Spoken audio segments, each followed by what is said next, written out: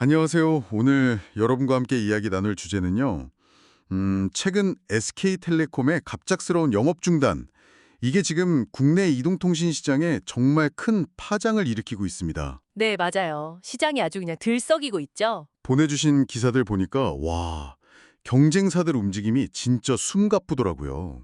그래서 오늘은 이 자료들 좀 깊게 파보면서 그 리베이트 경쟁 속사정하고 또 소위 성지 매장들 있잖아요. 아, 네네. 그 성지요. 네, 거긴 또 어떻게 돌아가는지, 그리고 이제 곧 폐지될 반통법 영향까지 이 복잡한 상황을 좀 명확하게 짚어보려고 합니다.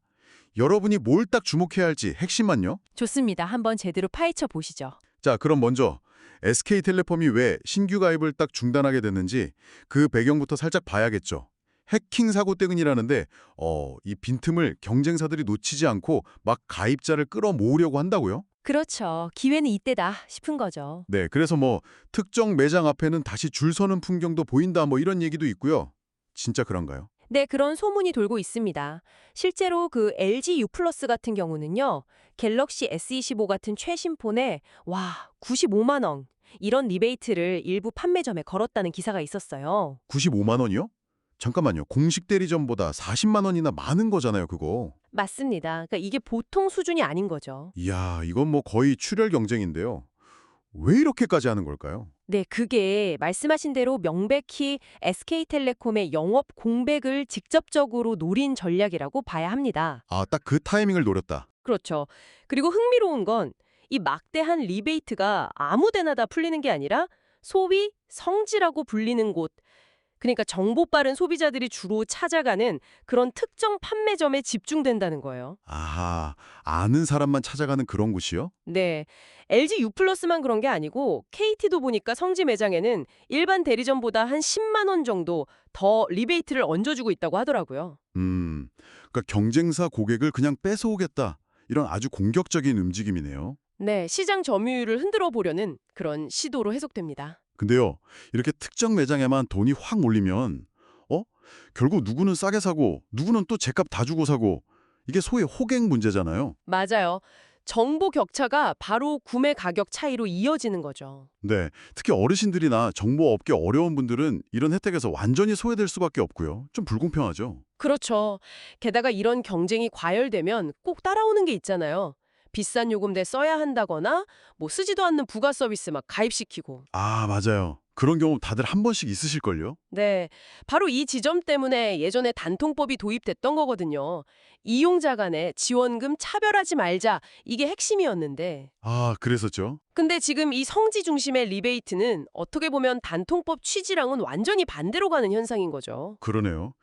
참 아이러니한 게 마침 또 7월 말이면 이 단통법이 폐지된다면서요? 네, 공교롭게도 타이밍이 그렇죠. 그럼 이제 뭐 이런 보조금 경쟁의 브레이크가 아예 없어지는 건가? 막 풀어지는 건가? 싶기도 한데. 음.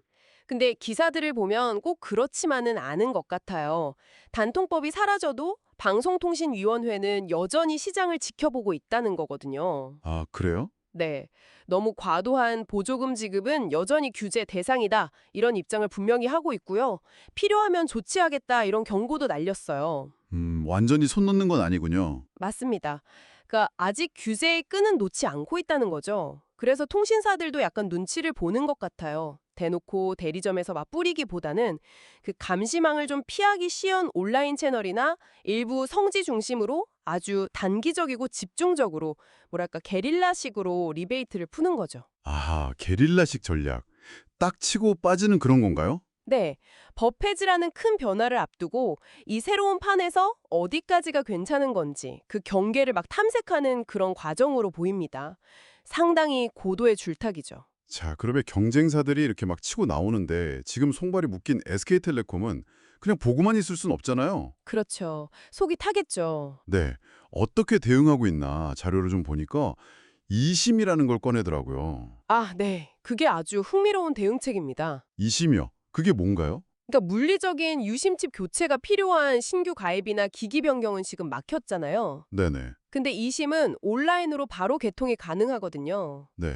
그래서 SK텔레콤이 이 이심으로 개통하는 고객한테는 추가 리베이트를 주겠다? 이런 식으로 방어에 나선 겁니다. 오, 머리 썼네요. 그럼 이심으로 하면 얼마나 더 주는데요? 일부 판매점에서는 이심으로 갤럭시 S25를 개통하면 최대 18만 원까지 추가로 리베이트를 준다는 얘기가 있어요. 와, 18만 원이나요? 꽤 크네요. 네, SK텔레콤 관계자도 직접 기존 고객 이탈을 막기 위해서 장려금 올리고 이심 사용자 지원을 강화하고 있다. 이렇게 밝혔더라고요. 그러니까 일단 우리 고객이라도 지키자. 이 전략인 거죠. 네, 집토끼 단속에 나섰군요. 자, 그럼 오늘 얘기 좀 정리해 보겠습니다. SK텔레콤의 영업 중단이라는 예상치 못한 변수가 생기면서 경쟁사들이 특히 성질을 중심으로 아주 파격적인 리베이트 경쟁을 벌이고 있다. 네, 과열 양상이죠. 이게 결국 소비자들 사이의 정보 격차 때문에 누구는 싸게, 누구는 비싸게 사는 차별 문제로 이어지고 또 불필요한 서비스 강매 같은 부작용 우려도 커지고 있고요. 맞습니다. 그리고 곧 단통법이 폐지되지만 그렇다고 정부 규제가 완전히 사라지는 건 아니어서 통신사들은 약간 눈치 보면서 게릴라식으로 경쟁하는 중이고 그렇죠. 줄타기 중이죠. 네, 그 와중에 SK텔레콤은 이심 카드를 꺼내서 기존 가입자 지키기에 안간힘을 써고 있다. 이렇게 요약할 수 있겠네요. 이 모든 게 결국 시장이 엄청나게 빠르게 움직이고 있다는 신호 같아요. 여러분께는 통신사 전략이나 규제 변화에 따라서 유리한 구매 타이밍이 언제든 나타났다 사라질 수 있다. 이런 의미가 될 것 같습니다. 네, 그렇죠. 그래서 마지막으로 여러분께 한번 생각해 볼 질문을 던지고 싶어요. 오, 어떤 건가요? 단통법이라는 큰 규제가 완전히 사라지는 7월 말 이후에요. 지금 이런 게릴라식 리베이트 경쟁, 이게 과연 어떤 모습으로 더 진화하게 될까요? 그러네요. 어떻게 될까요? 지금처럼 정보 빠른 소수만 계속 혜택을 보는 방식이 더 교묘해질지, 아니면 뭐랄까 경쟁이 좀 더 투명해지면서 결국에는 모든 소비자한테 이익이 돌아가는 그런 진짜 경쟁 시대가 열릴지. 흥미로운 질문이네요. 네. 이 질문을 좀 마음에 담아두고 앞으로 시장이 어떻게 변화하는지 지켜보시면 아마 더 많은 게 보이실 겁니다.